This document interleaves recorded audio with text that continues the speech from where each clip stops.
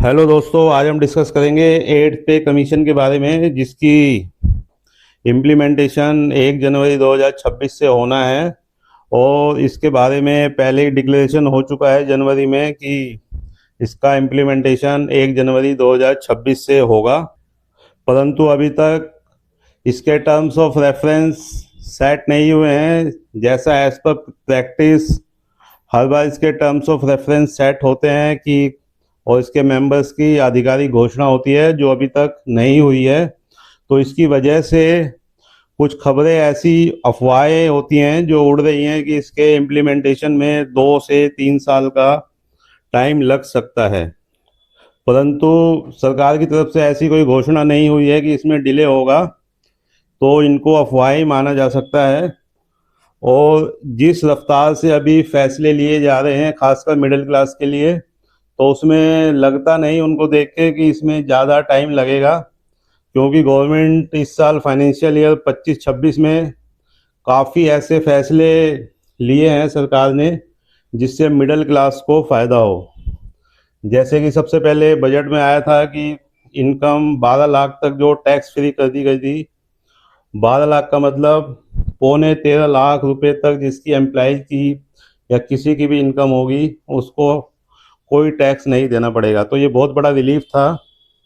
उसके अब दिवाली से ये पहले ही जो जीएसटी के रेट कट किए हैं, इसमें भी बहुत बड़ा फ़ायदा मिडिल क्लास को ही हुआ है। क्योंकि रोज़मर्रा की जो वस्तुएं हैं ये बहुत सस्ती हो गई हैं, क्योंकि जीएसटी को 2 स्लैब में ही बना दिया गया है।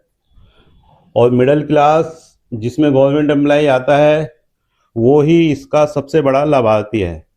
तो अब तीसरी घोषणा रह गई है कि पे कमीशन कब आएगा।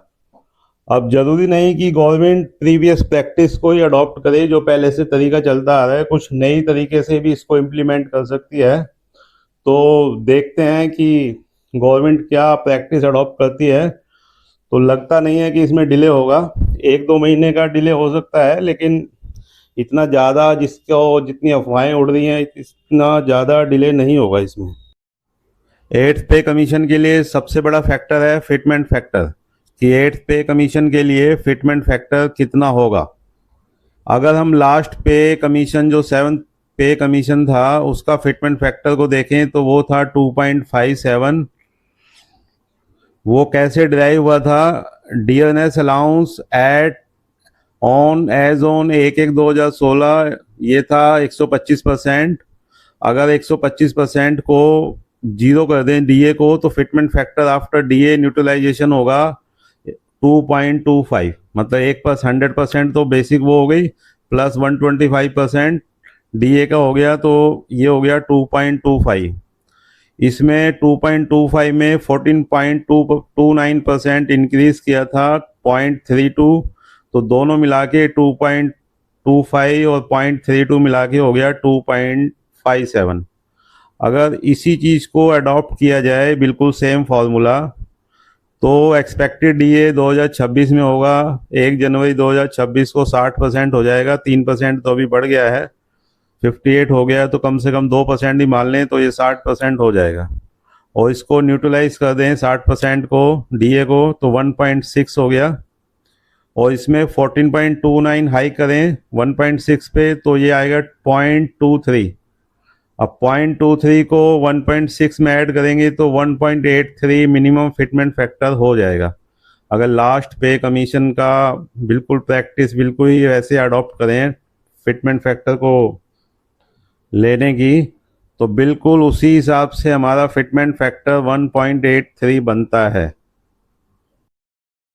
सैलरी का नेक्स्ट कंपोनेंट होता है हाउस रेंट अलाउंस। जो 7th पे कमीशन जब इम्प्लीमेंट हुआ था, उसने रिकमेंड किया था हाउस रेंट अलाउंस को 24% for X class cities, 16% for Y class cities and 8% for Z class cities. और उसके बाद इसमें एक कमेटी बनी थी जिसने बाद में ये रिकमेंड किया था कि जब डीए 25% क्रॉस होगा तो ये 27, 18 और 9% हो जाएगा। और ऐसे ही जब 50% क्रॉस होगा डीए, तो ये 30, 20 और 10% हो जाएगा। मतलब कैटेगरी एक्स सिटीज़ के लिए 30% और वाई कैटेगरी सिटीज़ के लिए 20% और जेड कैटेगरी सिटीज़ के लिए 10%। तो आज डीए हमारा 50% क्रॉस कर चुका है। तो ये हमारा एचआरए आज की डेट में 30, 20 और 10% है, मैक्सिमम 30% है। और अगर इसी सेम प्रैक्टिस को अडॉप्ट करें, मान लिया जाए कि 8 पे कमीशन भी इनिशियली 24, 16 और 8% का एचआरए रिकमेंड करेगा, तो इसी बेस पे हम देखेंगे कि आगे कितनी सैलरीज में इजाफा होगा, कितनी बढ़ेगी। सैलरी का नेक्स्ट कंपोनेंट है ट्रांसपोर्ट अलाउंस। ट्रांसपोर्ट अलाउंस जब 7th पे कमीशन इम्प्लीमेंट हुआ था तो इसने डिक्लेयर किया था पे लेवल 1 to 2 के लिए 1350 प्लस डीए और पे लेवल 3 to 8 के लिए 3600 प्लस डीए और पे लेवल 9 एंड अबव के लिए 7200 प्लस डीए। ये 7 सीपीसी की रिकमेंडेशन पे ये ट्रांसपोर्ट अलाउंस मिलता है एज ऑन डेट, अभी भी यही मिलता है। और इसके ऊपर अगर 1.83 का फिटमेंट फैक्टर लगाया जाए, इतना ही बढ़ा के अगर ट्रांसपोर्ट अलाउंस को बढ़ाया जाए, तो ये बनता है पे लेवल 1 to 2 के लिए, 1 और 2 के लिए 2470 रुपये, 2470। पे लेवल 3 to 8 के लिए 6588 और पे लेवल 9 एंड अबव के लिए 13176, 13176। इसको राउंड फिगर कर दें तो ये बनेगा 2500, 6600 एंड 13200। तो यही अगर 1.83 का फिटमेंट फैक्टर अप्लाई करती है गवर्नमेंट, तो ये जो ट्रांसपोर्ट अलाउंस मिलेगा ये बढ़कर हो जाएगा 2500, 6600 और 13200 रुपये। नेक्स्ट अलाउंस है चिल्ड्रन एजुकेशन अलाउंस। बहुत इंपॉर्टेंट है ये। 6 सीपीसी ने इसको रिकमेंड किया था 1000 रुपये पर चाइल्ड और एनुअल सीलिंग इसकी 12000 रुपये थी, और जिसको 25% बढ़ा दिया गया था जब डीए 50% क्रॉस हुआ था। ये रिकमेंडेशन थी 6 सीपीसी की।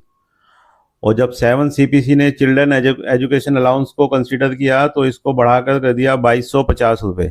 2250 रुपये मतलब 1000 को बढ़ाकर 2250 हुआ। तो इसमें हाइक हो गया, लगभग 125% हाइक हो गया 6 सीपीसी से। मतलब 1000 उसने किया था, इसने किया 2250। अगर इसी प्रैक्टिस को अडॉप्ट करें 8th पे कमीशन के लिए मान लेते हैं, और जो अभी चिल्ड्रन एजुकेशन अलाउंस है तो ये बढ़कर हो जाएगा 5062, और इसको अगर राउंड फिगर मिनिमम तरफ ले लें तो ये 5000 रुपये पर मंथ बनता है। तो अगर इतना एजुकेशन अलाउंस मिलेगा पर मंथ, इसी के बेस पे आगे हम कैलकुलेशन करेंगे कि सैलरी में कितना इंक्रीज होगा। अब संभावना है कि ये पे कमीशन जो 8th पे कमीशन है ये एग्जिस्टिंग पे लेवल को ही कंटिन्यू करेगा, क्योंकि 7 सीपीसी ने जो रिकमेंडेशन दी थी उसमें पे मैट्रिक्स जो आ गई थी, ग्रेड पे को ख़त्म कर दिया था, इसको काफ़ी सिंपलर बना दिया था। These pay level are quite simpler and easier to implement in each category. हर कैटेगरी में इसको इम्प्लीमेंट करना आसान है, बहुत सिंपलर है। इसमें कोई ज़्यादा फिक्सेशन वगैरह करते टाइम ज़्यादा मेहनत नहीं करनी पड़ती और बिल्कुल साफ साफ हैं, सबको समझ आते हैं। तो अब इससे ज़्यादा कुछ हो जाए वो अलग बात है, लेकिन ये जो एग्जिस्टिंग पे लेवल हैं ये बहुत ही सिंपल और ईजियर हैं। तो 8th पे कमीशन के टर्म्स ऑफ रेफरेंस अभी तक सेट नहीं हुए, लेकिन लगता है कि इसी में कुछ फिटमेंट फैक्टर लगाकर सैलरी को हाइक किया जाएगा, और मिनिमम 1.83 जो मोस्ट प्रोबल मोस्ट सुटेबल बनता है, इतना तो मिनिमम होगा ही। ज़्यादा हो जाए वो अच्छी बात है, लेकिन कम से कम 1.83 तो बनता ही बनता है। तो अभी की संभावना यही है, it is possibility that existing पे लेवल्स में continue with sufficient hike with amicable fitment factor. एक ऐसा फिटमेंट फैक्टर इसमें लगाकर सैलरी को हाइक किया जाए जिसमें सबकी रजामंदी हो, और वो मिनिमम कम से कम 1.83 बनता है। ज़्यादा हो जाए वो अच्छी बात है, और बाकी अलाउंसेस जो मिलते हैं वो भी इसी तर्ज पर आगे बढ़ जाएं। कंसीडरिंग द अबव एफर्ट, अभी इन्हीं सब चीज़ों को देखते हुए आगे हर लेवल में कितनी सैलरी हाइक होगी, ये थोड़े से एफर्ट्स किए हैं निकालने के लिए। नेक्स्ट स्लाइड में आपको दिखेगा कि सैलरी कितनी बढ़ेगी। अब इसी फिटमेंट फैक्टर को 1.83 को डिफरेंट पे लेवल्स में हम लगा के देखते हैं तो कितनी सैलरी हाइक होगी। तो पे लेवल 1 को देखते हैं, इसमें मिनिमम बेसिक पे 18,000 रुपये होती है और आज की डेट में डीए 58% लगाएंगे तो 10,440, 30% HRA 5,400 रुपये और ट्रांसपोर्ट अलाउंस जो हो गया 2,133 रुपये हो गया।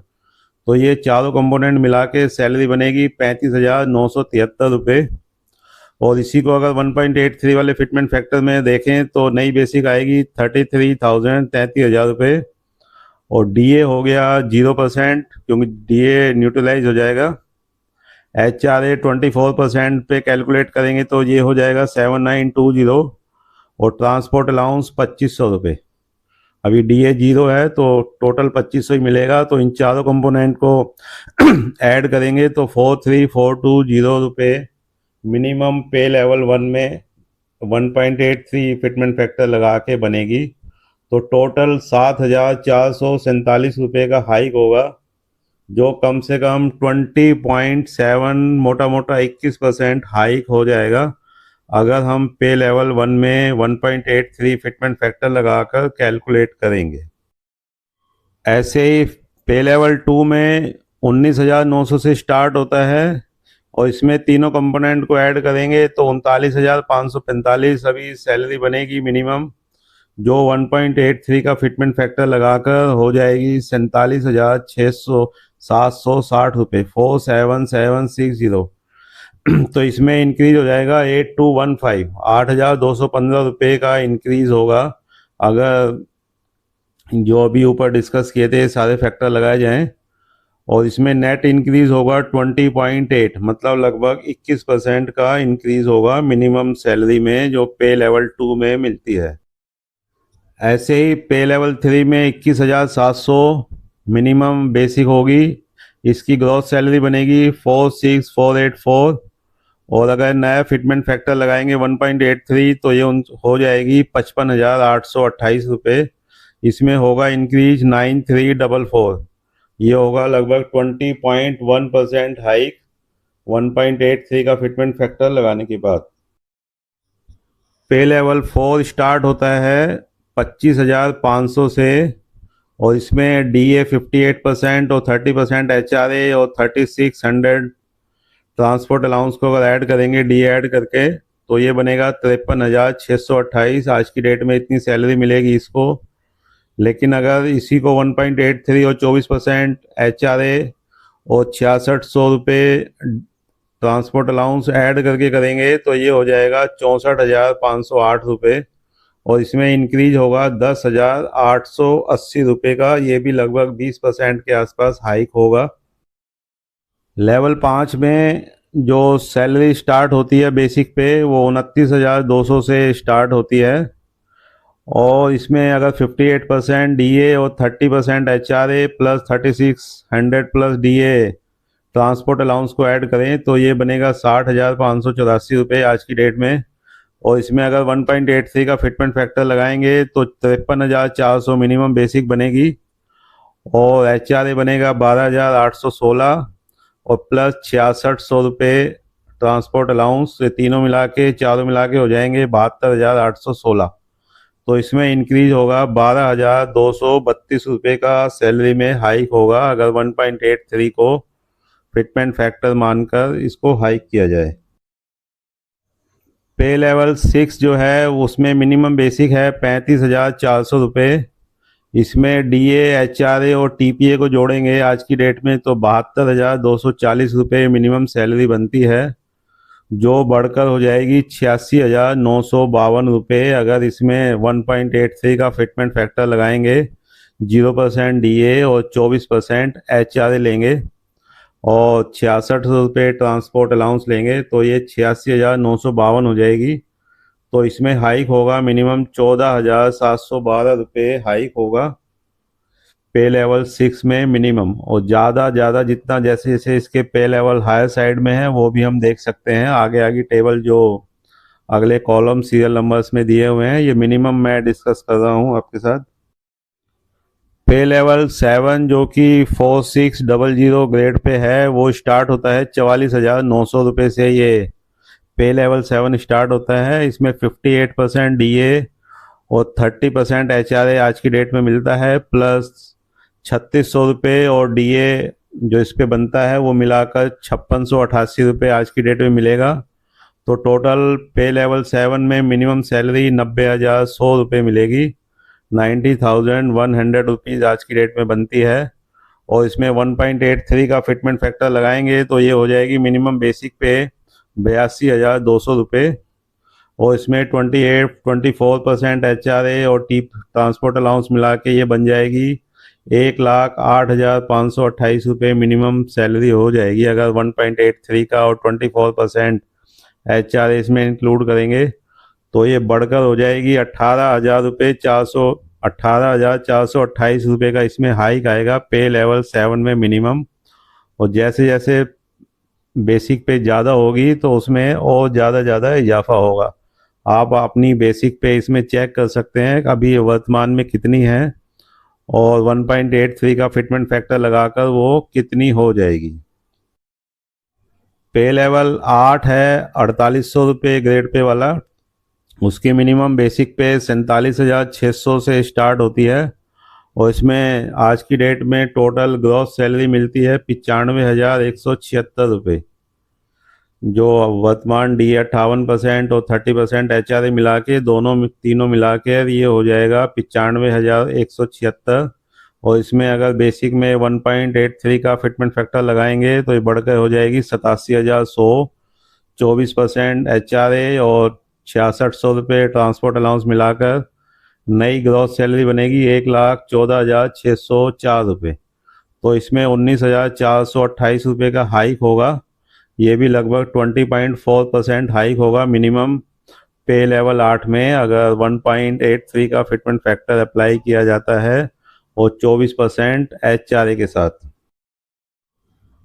ऐसे ही पे लेवल 9 में जो 5400B है उसमें 22,524 रुपये का हाइक होगा, इसी जो फैक्टर हमने लिए हैं। पे लेवल 10 में कम से कम 23,704 रुपये का जो मिनिमम बेसिक है 56,100, उसके ऊपर 23,704 रुपये का हाइक होगा अगर 1.83 फिटमेंट फैक्टर लें।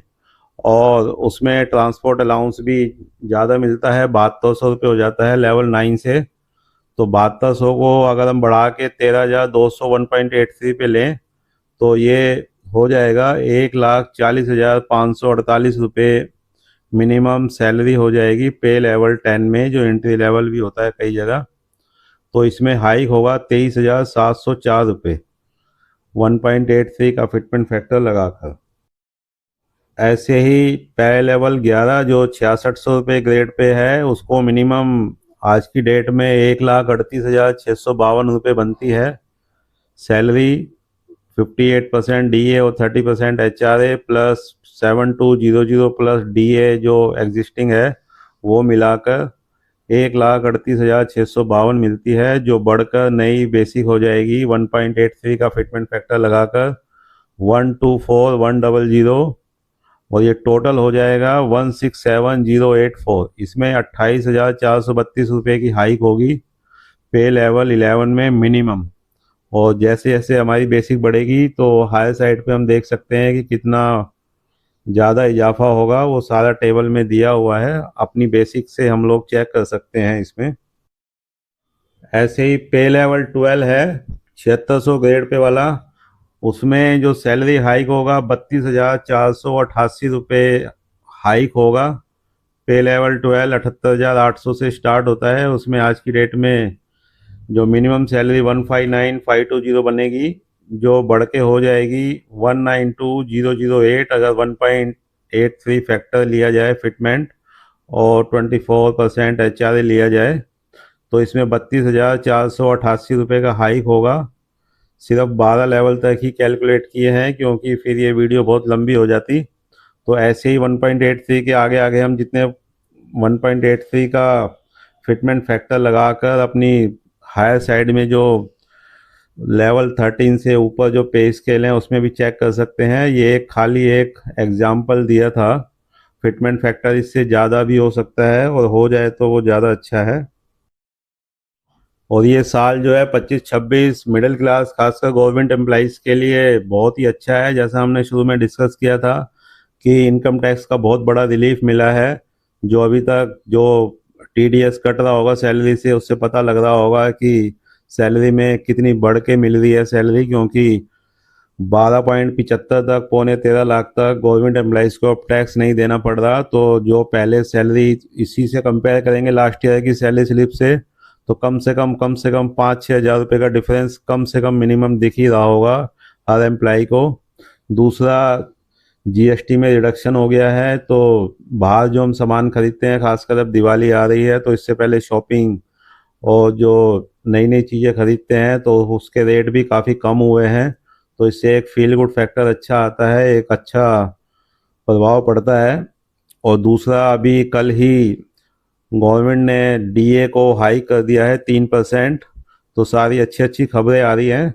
और ये चौथा, अगर 8 सीपीसी टाइमली इम्प्लीमेंट हो जाए, क्योंकि एग्जिस्टिंग पे लेवल काफ़ी अच्छे हैं, काफ़ी सिंपल हैं, तो इसी में कोई भी फैक्टर लगा के गवर्नमेंट इसको इम्प्लीमेंट कर सकती है। तो जो अफवाहें चल रही हैं कि इसमें 2 साल का 3 साल का डिले होगा, उसमें सच्चाई बिल्कुल नज़र नहीं आती। और लगता है कि कम से कम मिनिमम 1.83 जो बनता है पुराने हिसाब से, और इससे काफ़ी ज़्यादा ही होना चाहिए, कम से कम 1.9 या 1 2 लगभग 2 होना चाहिए। तो इतना फिटमेंट फैक्टर लगाकर गवर्नमेंट इसको टाइमली इम्प्लीमेंट करेगी, मेरा तो यही विचार है। Thanks for watching, please like, subscribe and share for more videos.